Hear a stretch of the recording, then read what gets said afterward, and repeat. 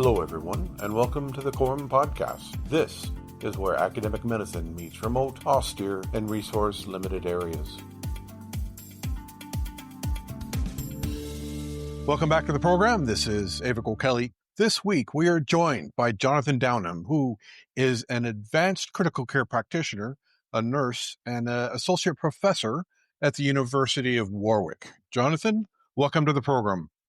Thank you very much. It's an honor to be here. Very nice to meet you. So tell us a bit about yourself and what is keeping you busy. Okay, so like you say, my name is Jonathan Downham, and I'm an advanced critical care practitioner here in the UK. My background is nursing, so I qualified as a nurse way back in 1990 and spent a little bit of time in some of the surgical wards, just kind of topping up my training, really. I then had a very brief stint over in Saudi Arabia, which I didn't enjoy very much, came back and was looking for a job. And just coincidentally, a colleague of mine said, well, why don't you try critical care in the hospital where she worked? And I said, well, I'd always fancied it. Went into critical care back in 1996 and never looked back, really. It grabbed me straight away.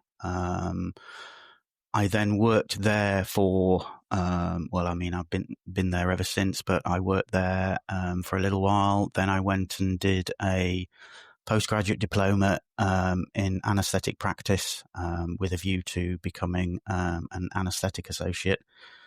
But once I finished my training, there was no contract as such. I was being promised one, but it wasn't coming up, so I ended up working in the critical care outreach team, which is a team that follow up patients from critical care and also use a track and trigger system to look at the patients who are becoming unwell on the wards and hopefully either get them to ITU quickly or initiate some treatment to stop that from happening, which I very much enjoyed. It allowed a degree of autonomy.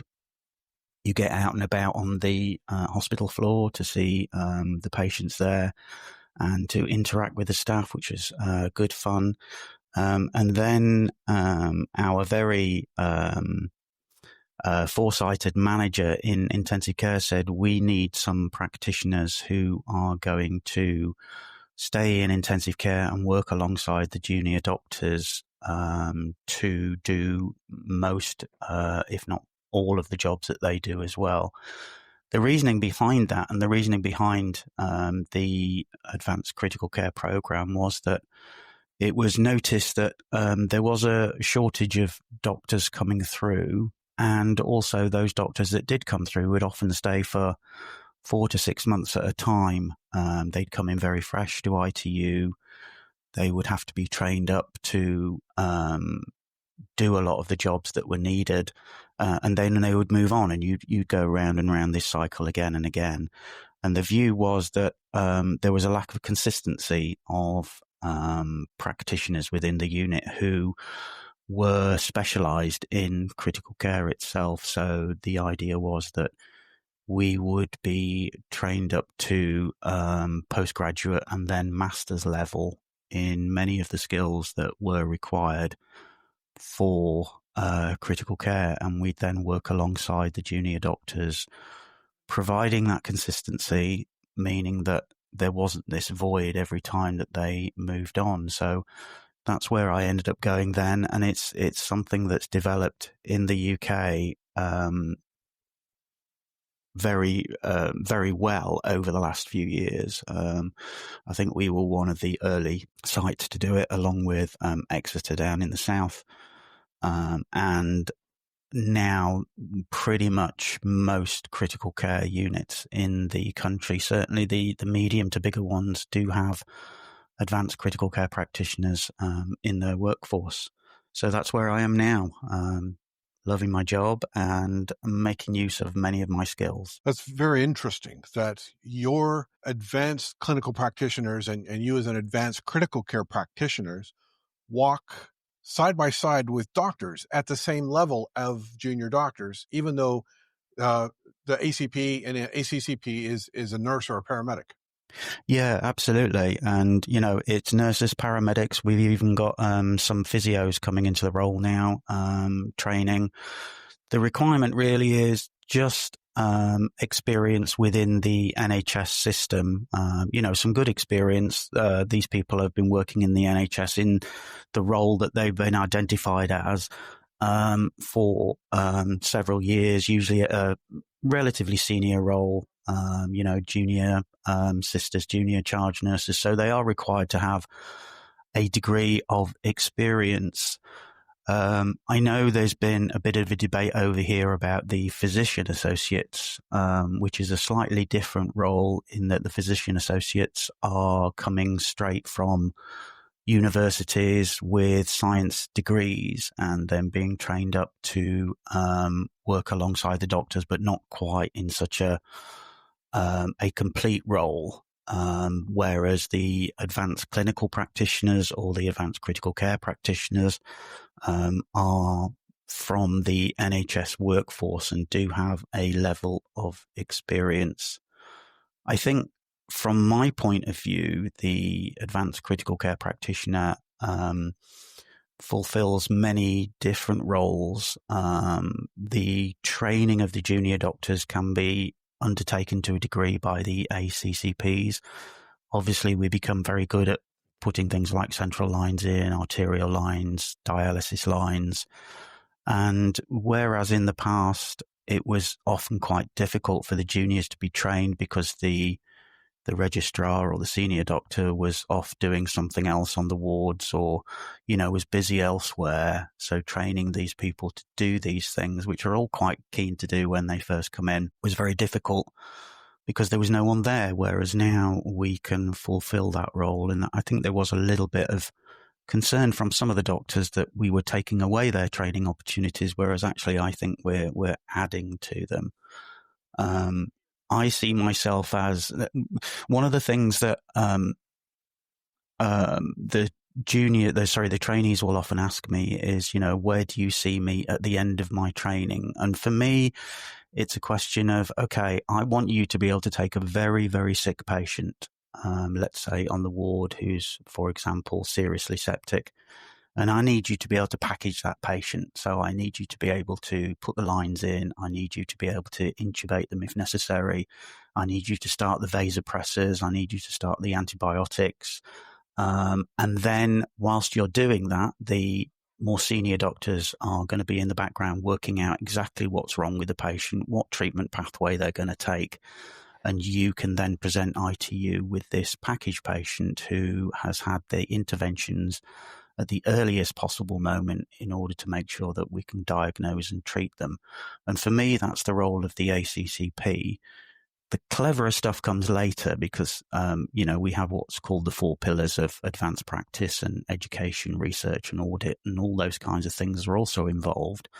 But they come once you've finished your training, and then you can move on to those areas as well. So it's a very dynamic role. I think it's a very exciting role. There was always a bit of a glass ceiling for some of the more senior members of the critical care team. You either went into management or education, and there wasn't much beyond that really, which I think some, especially people like me, found a little bit frustrating. So to be able to move into this role was really, really exciting, and I think it opens the doors. Obviously, advanced practice has now also, in many other areas, acute medicine, the emergency department, are all making use of these levels of experience and training to provide better patient care. So for the listener that doesn't really understand the ACP level, so either yourself as a nurse or me as a paramedic, we both would do a bachelor's degree program in our respective fields, and then we would work, you would work as a nurse for a few years, I'd work as a paramedic, and then you would upskill into a master, what now is a master's degree in advanced clinical practice, advanced critical care practitioner, and you're basically a junior doctor. Yes, I hesitate to say that because I don't want to tread on toes. I like to think that we provide the technical and local expertise, whereas the doctors with their medical training and background are the ones who can think through some of the more intricate problems. When patients present with conditions that are a little unusual, then I obviously very clearly rely on their knowledge and skills, their vast years of experience at medical school and during their training to think through the problems as to exactly what we're being presented with and how we are going to treat it. Some of the more common conditions, obviously, we're very skilled at, but some of the more complex ones do require that medical brain to work through the issues. And that's where the marrying up of the medical brain and the advanced critical care practitioner skills and knowledge are of such benefit. So what happens is, let's assume that you're a paramedic or a nurse or a physio who wants to go into advanced practice, and you've got the requisite number of years of experience and you're considered appropriate. You would go on then to do what's called a postgraduate diploma. And this is a 2 to 2.5 year postgraduate program at whichever university you're at. I was at Warwick University, and I teach at Warwick as well. So this has many parts to it. So first of all, we would do clinical examination and diagnostics. So you would learn how to examine the patient properly, be that neuro, cardiovascular, abdominal. You'd learn some of the diagnostic skills, so the blood results, for example, arterial blood gas interpretation, chest X-ray interpretation, ECG interpretation. Once you've done that, you're then subjected to the horror of the OSCE, unfortunately. So you are required to walk into the room and presented with a patient, and you do the appropriate exam, look at the appropriate results, and come up with some differentials. You'd also do the non-medical prescribing course. So this is where you are trained and taught to be able to prescribe drugs for those patients. It's obviously very important. You then go on to do a research module, and the order of these isn't set in stone. So some places do the research module first. So to be able to interpret research appropriately, and hopefully in the future generate some of your own research as well. And then the critical care module that I worked at Warwick, which has just been approved by the Faculty of Intensive Care Medicine, which is our governing body for the critical care practitioners in this country. It's where we hold our registration. Takes you deeper into the actual critical care elements of your practice. And then finally, there's going to be, once you've got that postgraduate diploma under your belt, there's going to be a dissertation to do as well, which is another year, which will then give you your master's degree. So it's a very long process. It's quite an intense process. I've seen many students go through the process and they always get very, very stressed. There is a lot of work to be done. But, these people that come through are more than capable of it, and they always come out the other end very much changed and very much a useful part of the workforce. So if you were to equate this to an international level of understanding of what you're doing, so basically you're like a master's level nurse practitioner that does a lot of your own work. Yeah. But the difference is you don't work under anyone else's license, do you? You have your own license to practice. You have your own medical prescribing, so you can give patients drugs without having to consult with the doctor. Yeah, absolutely. And when we first started as non-medical prescribers, and I did my training back in 2008, I think it was. It was limited to a degree, not massively so. The national formulary was pretty much open, but now I don't think there's very few drugs that I can't prescribe. which is obviously really important for me to be able to treat my patients and for me to be able to assist the nurses to do exactly the same. Our governing bodies remain the same. So my still on the NMC register. So that's the Nursing and Midwifery Council. That's my governing body. That's where I hold my registration. But in order to be able to practice as an advanced critical care practitioner and be recognised as such from trust to trust or hospital to hospital, I also need to be registered with the Faculty of Intensive Care Medicine, which means that my skills are transferable should I wish to move. Although I suspect now in my later years I'm probably not going to do so. But obviously if these practitioners want to do so, then that's important for them as well. So you're an advanced critical care practitioner, but there's also master's level ACP, the advanced clinical practitioner. Yeah, the advanced clinical practitioners, you can call us the same thing, really. I mean, my title is only specific to critical care, but essentially I'm an advanced clinical practitioner in critical care, but that's a bit of a mouthful. So the advanced clinical practitioners will go through the same pathway. They'll be identified by their department, so be it acute medicine, surgery, the emergency departments. They go through the same pathway, but obviously with slight differences in that the requirements of their department they work in will be different from mine, and they are consequently trained to work in those departments. So, to give an example, in the emergency department, the advanced clinical practitioners there will see their patients independently, will assess them, diagnose them, prescribe for them, generate a plan for them, all with oversight from the consultant who is in charge of the emergency department on that day. They can obviously seek advice from the more senior doctors and from the consultants as well.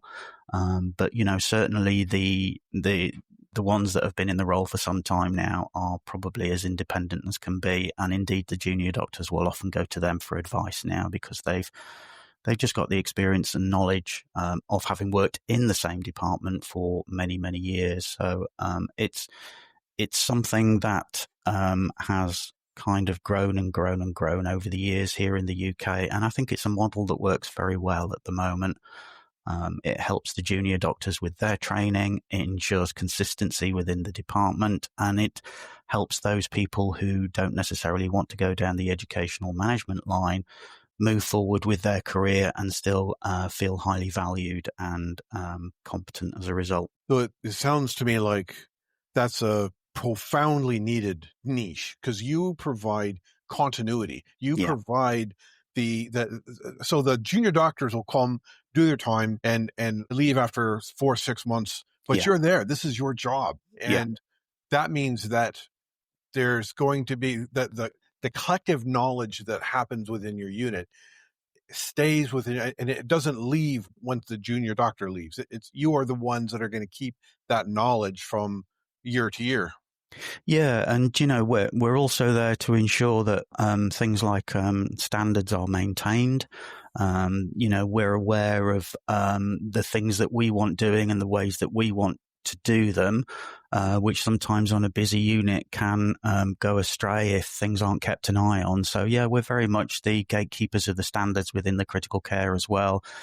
Simple things like maximum protection when putting things like central lines in, hats, gloves, masks, that kind of thing, simple stuff like that. We're also very much trusted to come down to the ED when there's a patient that needs intubating, for example. The registrar will often ask for us to go down there and help out. And the consultants certainly, and I know this from experience, value us very highly because we are that background of knowledge and skills that they can call upon when it gets busy or when they're a bit thin on the ground with junior doctors. Then they can always rely on us to be there with those knowledge and skills.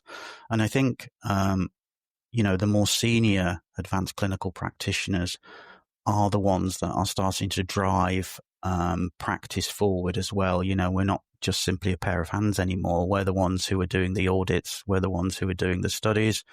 We're the ones who are working with the universities to make sure that the care of the patients moves forward in a positive way. So I'm curious, looking at the differences between yourself and a junior doctor, do you have a push to publish? Do you have pressures within your clinical practice that says you must create publications to move forward? No, we don't. I know that there are a few practitioners around the country who are doing so. There isn't a push, if I'm perfectly honest. I think maybe there should be, because we are in an ideal position to be able to do a lot of this research. The problem for the, certainly in my department, for the advanced practitioners is there isn't necessarily the space within the budget to allow us the time to do it. We do get some non-clinical time fairly consistently, but that can often be filled up with some of the more routine administrative tasks. So there isn't a push. It'd be nice if there was, but having said that, like I said earlier, there are practitioners around the country who are moving forward in the research field and doing very well at it as well. Does that come with the push for doctorates? So there's PhD nurses, there's PhD paramedics. In the UK, let's face it, are the leaders, the world leaders in doctoral level nurses and doctoral level paramedics. Is there a push for publication for those that are going that route? Oh, most definitely. Yeah. I mean, there's a number of ways of doing a PhD, and one of them is just by publication. So if you can get yourself published with consistency, then that is one way you can attain your PhD. For me, I never went down that route simply because the avenues to get funding for me at my time in life, when I started my training when I had two very small boys who were 3-5 years old, and I didn't really have the bandwidth to move down the PhD route, but it's certainly there. The funding is available if you are willing to search it out, and we've got a very active research department in our hospital who will help you do so. So, if a PhD is something that you're keen to do, then that is available for you to do so. The National Institute of Health Research over here in the UK is where a lot of the funding is held. And if you apply to them, then if you're lucky enough, you can get some degree of your PhD funded. But I got to the stage in life where a PhD was not something I could think about. So, am I wrong in thinking that there is also a pathway to become a doctor? I remember reading somewhere that was at Chester University that had an ACP to MBBS transition program. Well, it's funny you say that because I was just looking at that only recently. There was one of the things that happened over here in the UK is that the government decided that they were going to fund what they call degree apprenticeships. So you are essentially an apprentice in the workforce, learning your skills, and that degree will be paid for by the government. They pay the trust pays the university, etc., etc.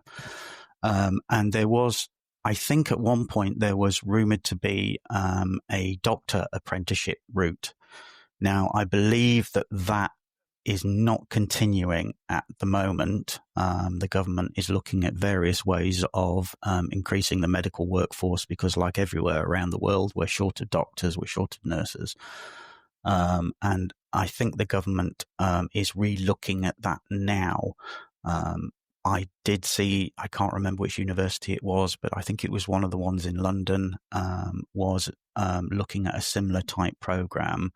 I'm not sure they're available at the moment, but I think it's a question of watch this space because there needs to be action taken to ensure that we have the right medical workforce. And I think there will be facilities in the future for people who are wanting to move into a medical career to be able to do so without necessarily going through the traditional university medical training. If I remember correctly, they skip the first 3 years and they do the last 2 years of med school.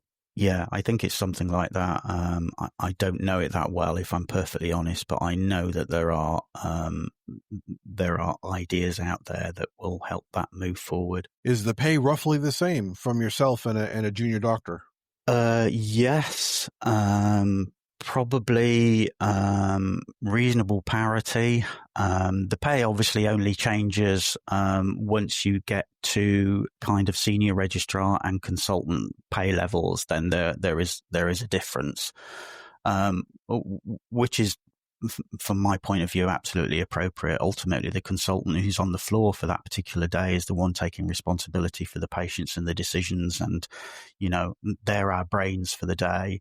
But yes, the pay is good. I think, having done a master's degree, once you come out of the end of that, then you're getting well recompensed for the skills that you have, and there is possibilities also to move into other fields. Like we spoke about earlier, I was an associate professor at Warwick University, and as a consequence of that, I was part of the team that were training the new practitioners to become part of the workforce, and was involved in the curriculum development, the face-to-face teaching, which I absolutely love doing. And yeah, for me, it's the pay is less important than the satisfaction and career development that I think the practitioners get from it. They're highly respected. They become very autonomous. They manage their own workload to a great degree. They're a very useful training resource for others. And I think the nursing staff absolutely love having them there as well, because they know that there's always somebody in the department who can provide that consistency for them, as well as for the doctors and the junior doctor workforce. So now that the ACCP and the ACP has gotten to this level, this pathway, this change, this growth over the last couple of decades has been fantastic and world leading. But my question is, where's the future? Where is the ACCP going? Or are you now at a plateau that 30 years from now, people will be in the same situation as yourself? As a question I often get asked, and I always find it quite difficult to answer, really, because I think in any I think in any job, there is always going to be a level at which you possibly can't move further forward. But having said that, from the ACCP and ACP point of view, there are other arms into which you can move. Now, you're not necessarily going to get more financial recognition as a consequence, but, there is the research field, there is the educational field, and for me, there are things like working to teach on social media. That's how we got in touch. I'm very active across various sites in an effort to be able to educate people about the role and to be able to educate people for the role, which I love so much. Will we be at this plateau in 30 years? I don't know. I suspect we might be. I suspect there's going to be a case of, there are practitioners who are more senior, who do move up the pay scale a little bit. But there's only room for so many of those at the top level. It's like any pyramid, isn't it? It gets narrower towards the top. But I do think that those people who are part of the nursing or the paramedic or the physio workforce, who see themselves wanting to work more independently, want to gain more skills, want to be more respected as a practitioner, want to be able to move into things like research, education, audit. It's a fantastic opportunity for them, and something that wasn't there 20 years ago. And yeah, how it develops in the next 20 to 30 years, I'm not absolutely sure, but I do think it's a role that is here to stay. And maybe it's a role that will develop across other nations as well as a consequence, because I think we've proven that it works. So you've created a bit of a niche for yourself. So let's talk about this. You've created the Critical Care Practitioner Program and the e-learning platform. So tell the listener, What is it that you designed, and what's your goal for this training program? I'm very aware that my training is really aimed at probably the junior nurse stroke medic in critical care.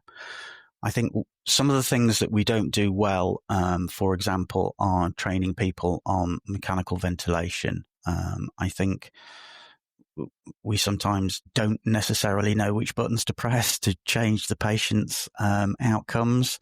And that was what inspired me to start the training platform.